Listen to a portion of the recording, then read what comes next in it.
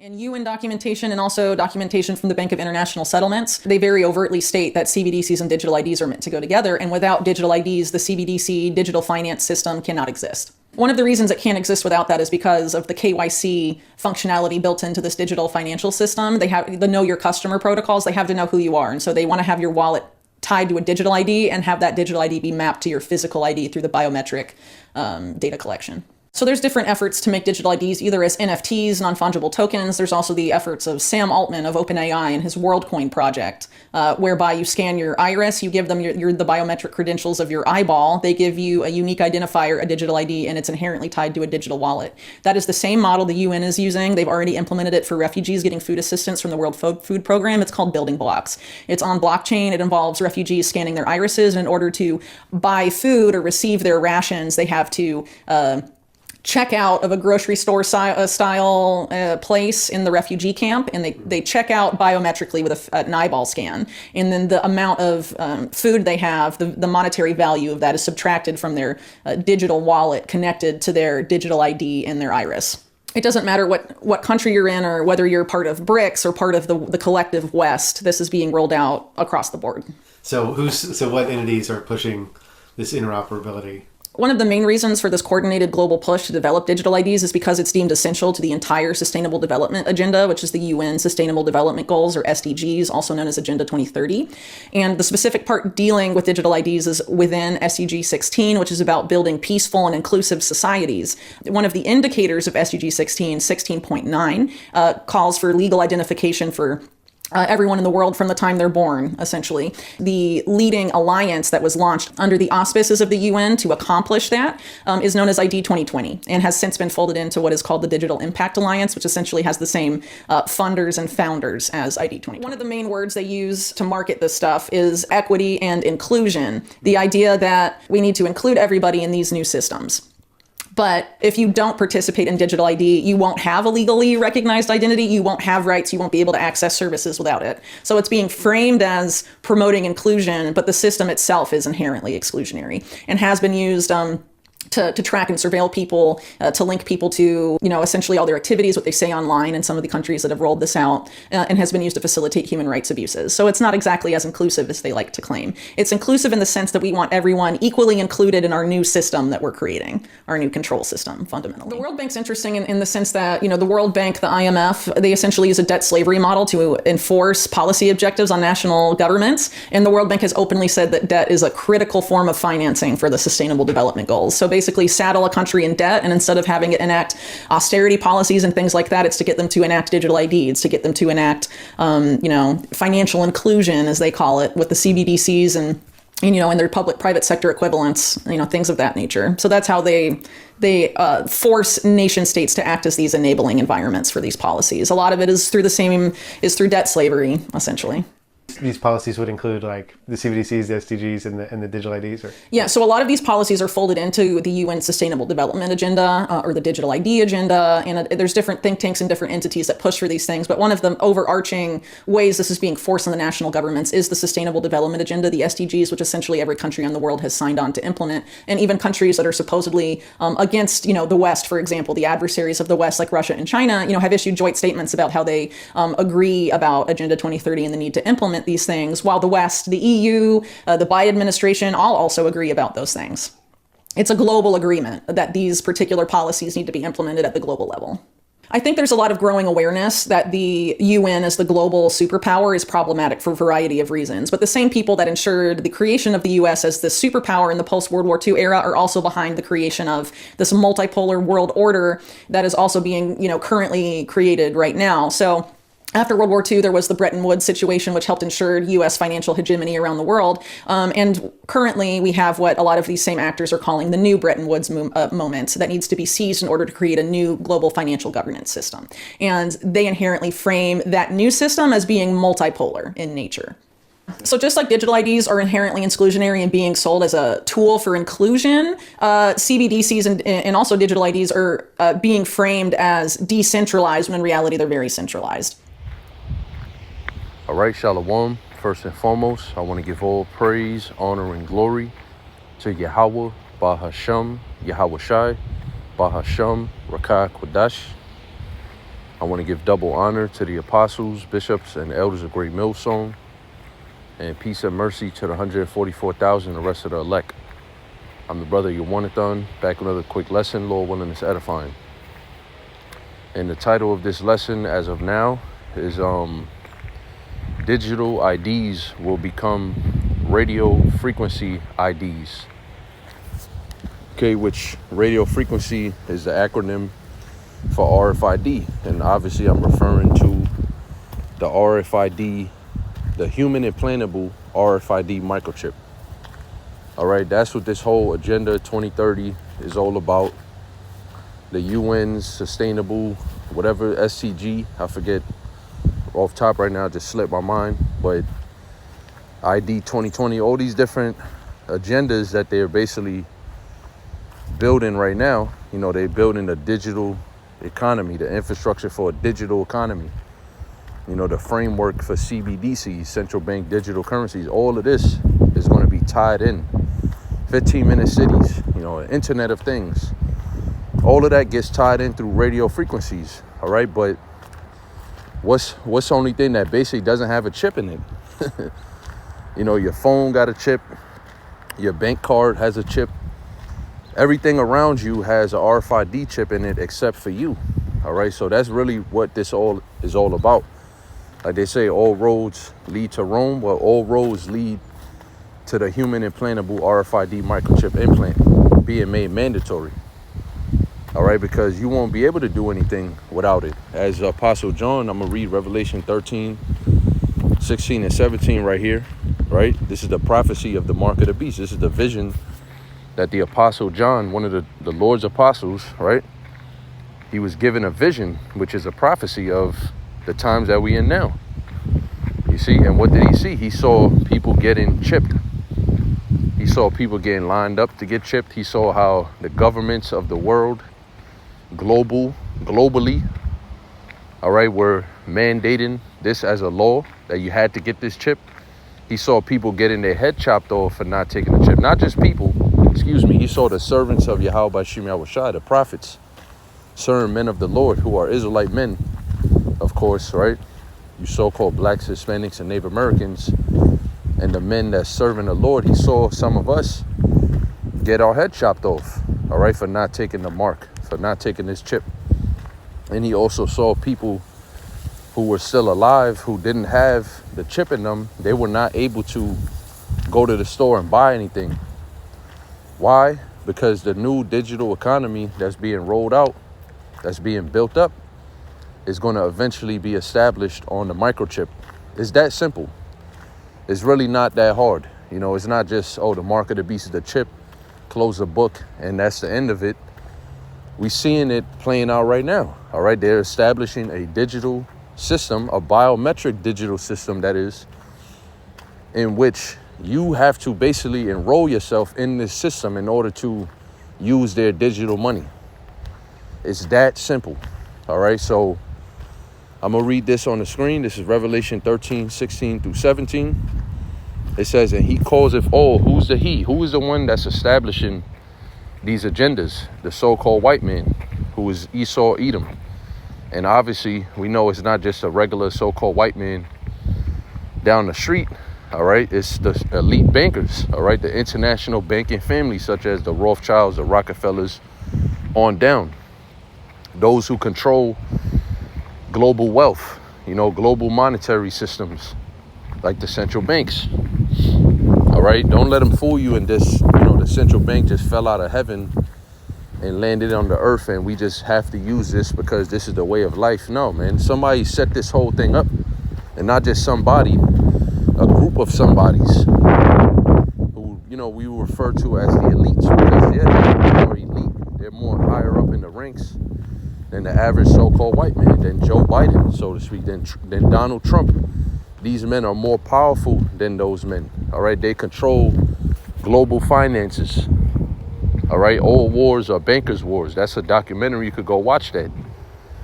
You know, these people set up the banks of the world. All right, and they're the ones who's gonna cause if all. When you go into that word cause if, it basically means to make someone do something or to basically enact something. So just like who said that? Mayor Amshal, if I'm not mistaken, he said, give me power over a nation's economy, and I don't care who makes the laws. Because once you got somebody as a debt slave, as a, you know, basically they are servant to you according to Proverbs 22:7, you control them. All right, you basically own them by wages. You see, by debt, now they have to work for you. They have to do what you tell them to do. And that's what they have done. You know, they ran the global debt up. Supposedly it's at 305 trillion, but I guess we don't really know the real numbers. That's just if you try to fact check it, they'll say that the world as a total, as a whole, all nations, all countries are indebted to the IMF $305 trillion. So how the fuck is anybody ever supposed to get out of that?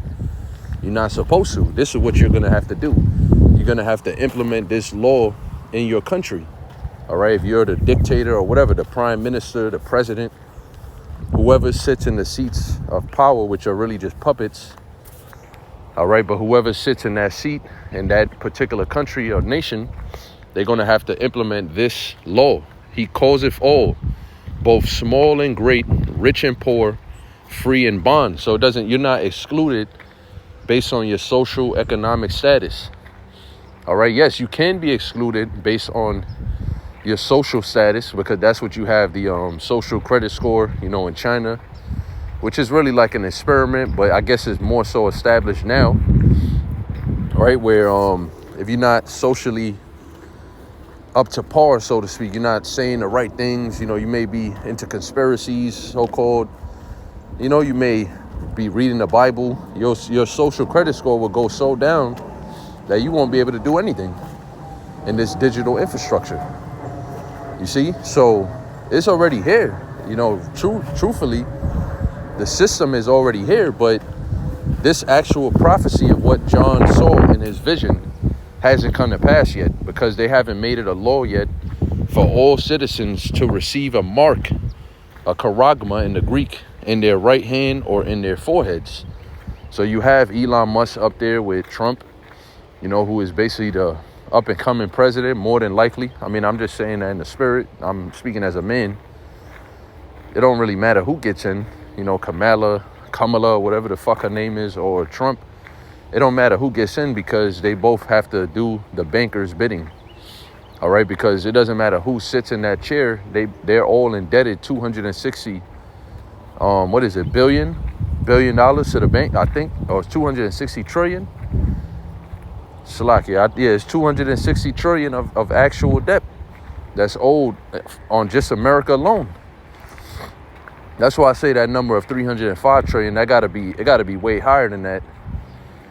But global debt, I'm saying. But yeah, whoever sits in that seat owes the bankers anyway, so it doesn't matter. None of them can get America or Americans out of that large amount of debt like that.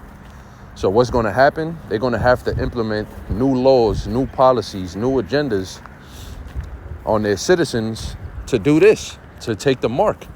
That's why I say you got Elon Musk there with Trump. What is Elon Musk doing right now? What is his current, you know, what's his work that he's been working in the earth? He's doing the working of Satan. He's basically working on human implantable brain chips called Neuralink. All right, that's a company that he owns, that he's basically been experimenting for who knows how long. I'll say for the last decade, but that's loose. You know, you got to look it up. But I know they did a lot of tests years ago. They did tests on a lot of monkeys, you know, chimpanzees, apes, whatever, and a lot of them died. You know, he actually had a lawsuit on it. I did several videos on that. You had monkeys that were injured that had to get maimed and is it maimed or basically amputated? You know, certain of their limbs and body parts just stop working because you fucking with the central nervous system of the body, which is the brain. That's what the whole Neuralink thing is. So why is he up there on a political stage with the up and coming president, man? You got to question these things. You got to wonder, what the fuck is that about? Well, that's about what we reading. To get the chip in their right hand or in their forehead. That word forehead is metapon, which is basically your brain. You know, the frontal, what they call it, the frontal cortex. You see? So this is what's coming. You know, this is what's going to be made law globally. I'm going to get Revelation 3:10 in a second. And that no man might buy or sell save he that had the mark or the name of the beast or the number of his name. So that's what John saw. Okay, he saw governments of the world implementing this. And then he saw the people that didn't take it. All right, they were not able to interact because they couldn't identify themselves through radio frequencies. You see? Because that's what this is all basically coming down to. I got a few things I pulled up here because one, the lady mentioned this UN building blocks. I think it's called something else, but World Food Program. See, so the UN has a World Food Program where they're basically feeding so-called, feeding the homeless and doing all these good deeds, humanitarian philanthropy type of stuff, right? But there's a catch. So when I looked it up, the AI overview, the Google AI overview, this is what it pulled up. It says the United Nations has multiple projects and initiatives with building blocks in the name, including a blockchain network that connects humanitarian organizations to coordinate assistance to people in need. So they're on the blockchain. They're on a blockchain network, which is the same thing as what? Cryptocurrencies like Bitcoin, Ethereum, Dogecoin, etc. See, the same infrastructure. So you think this BRICS currency thing, you think you didn't hear what is going to be digital and it's going to be on the blockchain. I know you heard about that. It's not opposing the US dollar. It's not an actual organic, taking down of America's hegemony. It's a stage controlled demolition. That's what it is. All right. And once they got all the pieces in place, they don't need the dollar no more. Nobody needs a dollar no more. I'm talking about the American dollar, the physical paper currency, the fiat paper currency. That's not going to be necessary. Even right now, you barely need it. When do you ever really need it? Think about that. When do you ever need it? When they say, oh, well, we're not taking nothing but cash, so you need cash. Mostly everything you want to do in society as of 2024, in the end of, mid-October, everything that you want to do as far as buying and selling could be done digitally. You don't need money no more. You see, so it's not the American dollar is losing, that's just the narrative that's being painted. That's the propaganda and the sensationalism that gets people basically drawn in and sucked in to what's going on. Be all concerned, stroke fear in the people. That's all that is, man. At the end of the day, all these global systems, any major global system that's basically picking up steam right now and getting off his feet, so to speak, is being given life. It's all being done by the bankers, man. And it's on the left hand, really, Yahweh Shai is doing it. Let's put things in proper perspective. All right, this is the Lord's prophecy. This is his will that's being done. This is his intelligence and wisdom that he gave to the so-called white man to do this. So-called white man ain't that powerful. He ain't that smart. But the Most High gave him certain things to fulfill his word. Just like he gave us the truth. Why? To fulfill his word on the right hand, to teach it. See, he's given us certain wisdom, knowledge, and understanding on the right hand side to endure Jacob's trouble, to get through the hard times that's to come. All right, to not fall to that temptation of taking his chip. He's given that to us on the right hand to do his will, to go out there and teach the word, edify the elect, build the elect up. That's what the word edify means. Ultimately, the elect is being sealed by the work that we're doing, but we're not the ones sealing them, but they're being sealed by the hearing of this word through faith, believing in it, not just hearing it, but believing in it. You see? So everybody's working for the Lord, whether on the right hand or the left hand, and he will give you the proper and necessary tools to get the job done. You see, these people are nobody, man. And you're going to see that real soon when Yahweh Shai comes back, because this thing is going to happen so fast. I mean, time is already flying. All right, but when this thing gets implemented and this agenda takes off, so to speak, it's going to happen so fast, and the Lord is just going to be here. All right, you're going to see that these people are really nothing. You see?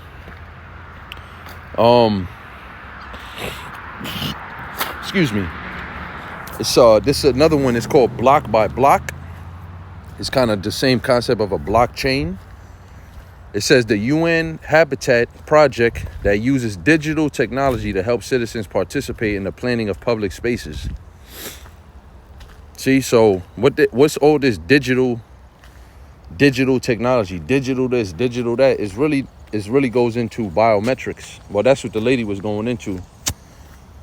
And I didn't necessarily find that part. Like I said, I did a quick Google search, but pretty sure if you look further into it, like she was saying, it's dealing with eye retina scans and all that type of stuff. Because that's really what this digital push really is. It's not just digital, it's digital, but it's biometric. All right, biometrics is the automated recognition of a person's identity based on their biological or behavioral characteristics. See, so it's basically technology that interacts with your body. Eye scans, fingerprint scans, facial scans. That's all technology. That's all digital technology. So it's not just the digital technology sitting there and interacting with other digital bodies. They're eventually integrating the human body into this digital infrastructure. That's what's happening through something called biometrics. They also call it transhumanism, which is it's a whole philosophy. It's not just a definition of a word. All right, transhumanism is a philosophy of Satan. All right, which is to basically say that your body could be enhanced and you could become more than what the Heavenly Father created you to be through the left hand, through technology. All right, not through faith in Yahweh. And it's a heathen philosophy because no Israelite, the Israelites that get immortality, which all Israel eventually will get it, but on this first go around, the Israelites that are going to be saved and receive everlasting life is the elect. That's the only ones that could access that part of life, so to speak. You see, but these people in their pride and their demonic pride, they're basically telling you that they can enhance your body and do it for you. That you don't need the Lord Yahweh, what they will call Jesus. You see? So that is a philosophy, all right? Transhumanism is a demonic left-handed philosophy of the heathens. And it's not an Israelite thing at all. They always paint that. They put Cyborg and Jax and these different cartoons and movies that Jake is all enamored with. They put those things in there. They always put a black guy, so-called black man, which is really the tribe of Judah, of the 12 tribes of Israel. They put a so-called black man with robot arms and, he's able to fly. He got a jetpack. Basically, he's a transhuman. He's a fucking cyborg. They literally call it that in the Titans, Teen Titans. So that's the goal, man. That's what it's all leading to. Like I said, digital ID will turn into radio frequency ID because that's what RFID stands for. Now, this is the definition of the word or the acronym. Radio frequency identification. What is radio frequencies? Isn't that digital? Isn't that done through digital technology? So it's all tying in, all right? This is going to be the end goal here. And what is RFID used for? Technology uses radio waves to identify people or objects. See? So yeah, you'll have your digital ID where they have your biometric information, your eye scan, your fingerprint, your blood type, all of that good stuff, right? But then they're going to eventually have the RFID chip to identify you. Not just a digital ID, but a radio frequency digital ID. You see? So it's really simple. That's pretty much it. I don't have to read any more on that, because that's the main point. Now let's go to Revelation 3:10. I'm going to end it off with this. All right. It says, because thou hast kept the word of my patience. Who is keeping the word of the Lord's patience? The hopeful elect, the men of the Lord, the servants, the prophets of Israel. All right. Because we're the only ones that understand the word. Well, really the elect understands the word, but we're the only ones that's able to teach it. That's what it means by kept the word of my patience. Because this is a thing of suffering. You got to endure this truth. You got to hold fast. You got to keep this thing, even though you're suffering, even though you're going through all type of manner of hell, you still got to maintain your frame in the spirit by handling this truth, man, and teaching this word. There's going to be a great reward for that. We're reading it. The great reward is not only going to be salvation on the Lord's chariots, so-called UFOs, being saved from the second death you know, the lake of fire when America's burnt by missiles, and through Jacob's trouble, having food and water through the famine. These are all the rewards of serving the Lord. But the ultimate reward, because this is dependent on your salvation right here alone, this prophecy, is not taking the chip. Because thou hast kept the word of my patience, I also will keep thee from the hour of temptation. See? So it's the Lord Yahweh. You see it's red letters, right? It's the Lord Yahweh who's going to basically keep the elect, give the elect the stable mind to resist Satan, man, to resist the microchip implant. Even though the whole world is taking it, even though all globally throughout the planet Earth, this thing is being implemented. People got the chip. They walking in the supermarket, they're getting free perks, you know, free groceries for the month and all of this. And we may be seeming to suffer to this world, which really, you know, some of us will. Truthfully, you know, it is going to be a time of suffering and patience, like we reading. Because you're going to be patient to what? Wait for Yahweh Shai. You're going to say, no, I'm not taking that. I'm going to wait patiently, even if I got to suffer, even if I do got to go a few days without food or whatever. I'm just going to wait for my Lord Yahweh Shai to feed me, because that's his promise that he gave me. You see, my servant shall eat, but ye shall be hungry. Isaiah 65 and 13 and 14. See that? So it's the Lord Yahweh Shai who's basically going to give the elect the Holy Spirit to endure this. The word endure means to be made hard. You're going to have to be hard in that day to not do this, man. To not basically fall into that temptation of taking a chip. Because your family will be on the line. If you got children, you know, women. If you don't, that's an easier thing for you. But you still going to have to battle it for yourself. Because like Apostle Elder Tahar always says, everybody individually is going to be tested by this, all right? I could make the decision for my family and say, no, we're not taking it. But if they take it, that's on them. See? I got to worry about myself.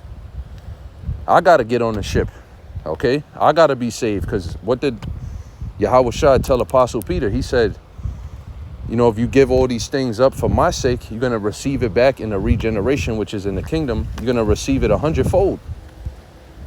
You see? So I'll get them back. That's the whole concept. That's what you have to have in mind. If you're a brother that got, you know, seeds and whatnot, they're going to come. You're going to get them back.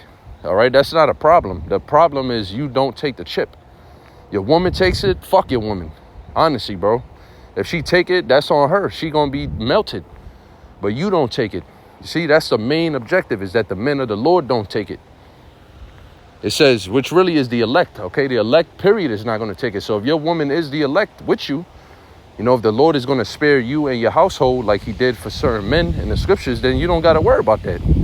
Obviously, you meditate on it and you prepare your mind for something like that to happen. But if your woman is the elect, all right, and your children, nobody's going to take that chip, because the elect will not take this thing.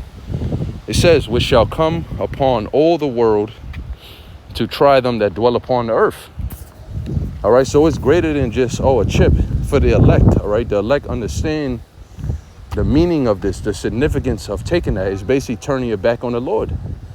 All right, it's turning your back on the Lord. It's showing that you don't have no faith in the Lord, and really it's showing that you bow down and worship Satan. You see? So for the rest of the world, they're not looking at it from that perspective, because they don't have the word of the Lord's patience.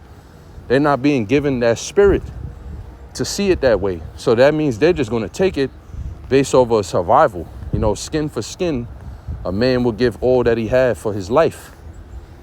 Like Job, you know, like Satan was, when he said that about Job, basically, which really he's talking about men in general, but the topic of discussion was Job. Take all his possessions, take his children, his family, and all his wealth, and watch how he's going to turn his back on you. You see, so Job was a great example for the elect in these trying times that we're living in.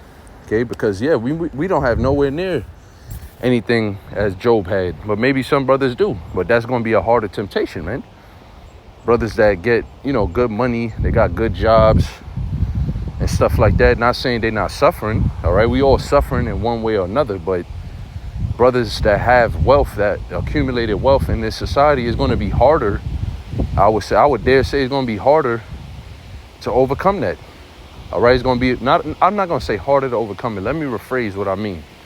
it's going to be more of a temptation. All right, because you have more ties to the physical things of this world. And whether, you know, you the strongest Israelite on the planet Earth, we all in the flesh. All right, and once again, like I read, this is a time of trial that's going to come upon all the world. You see, so it's not just like we're going to be separated and exempted from the trial of faith. That's what the word temptation basically means. We're not going to be exempt from that. We're going to have to go right through it. All right, but the Lord has already equipped our mind. He's already fortified our mind. We have the armor, which is this holy word, the Holy Bible. And not only just having the word, but having the knowledge and understanding and the wisdom to apply it to your everyday life. That's how we're going to be delivered, man, through faith by grace.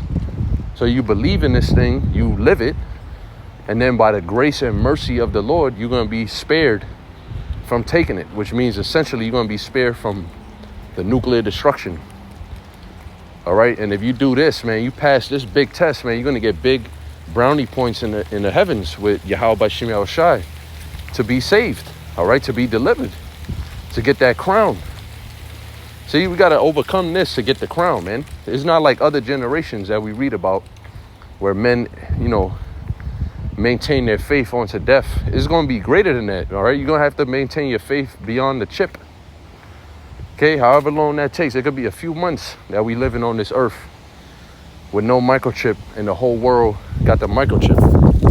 We the only ones that's not able to buy and sell. See? But that's part of your trial of faith. That's part of you proving your faith. And once the Lord see that, well, then you get the green light of salvation. You see, according to the scripture here. So that's pretty much it. You know, I'm going to close the lesson out by giving all praise, honor, and glory to Yahweh, Bahashem, Yahweh Shai, Bahashem, Rakah, Quadash. And Lord willing, you edify to the elect. I say shalom.